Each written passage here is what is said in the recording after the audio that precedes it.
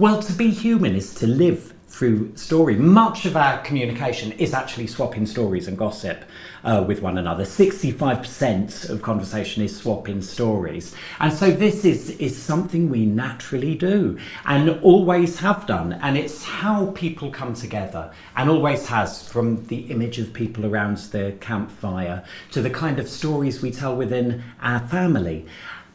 It's stories who say something about who we are, how we connect with one another, and how we connect with the world.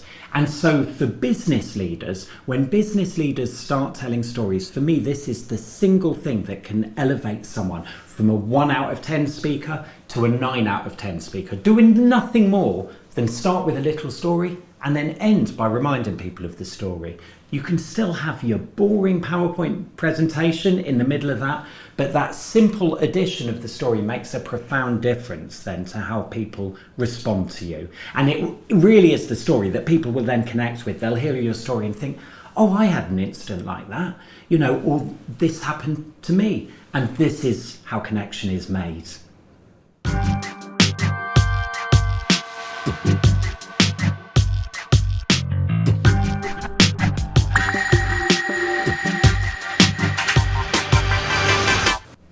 The worst way to get a story out of someone is say, have you got any stories? And asking people that question is a bit like the photographer who sticks a camera in someone's face and then says, relax, like that. The last thing you want to do is relax. Rather instead, you want to tease stories out of people. So one of the things that I do with my clients, and I often actually do it in this room that we're meeting in today, is I'll ask them something like, when was the moment that you realised the importance of generosity or honesty or humility or change, whatever the theme of their speech is?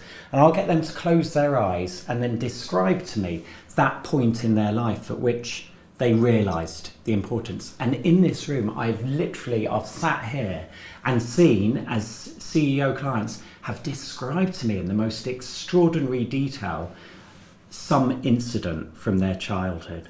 Like some formative memory, they were 7 years old and they were having a family meal and their father came home from work and he said this, and they'll never forget how they felt at that moment, and then use that as a kind of springboard story within a speech to really connect with people, because everyone will listen to that story and then think, you're a CEO, I never really liked you much before, but now I see you as someone who was 7 years old, and I was 7 years old, and I remember having family dinners, and I remember sometimes they went a bit like that as well. So all of a sudden you've got connection, and so it's really tapping into people's memories. That's one of the most important parts of my job as a speechwriter, to help people find stories and then tell their stories in order to get across whatever points it is that they want to make. And I feel that I'm in a real position of privilege and responsibility taking these stories from CEOs. But when you've got them,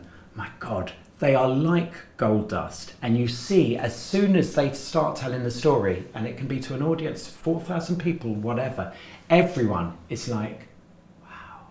And of course, a lot of the time people are scared to tell their stories because they think, but this is only of interest to me. Well, it's not. We have these experiences in common, and invariably what I find is that as you tell a story like that, you've then got 4,000 people sitting there saying, wow, you too?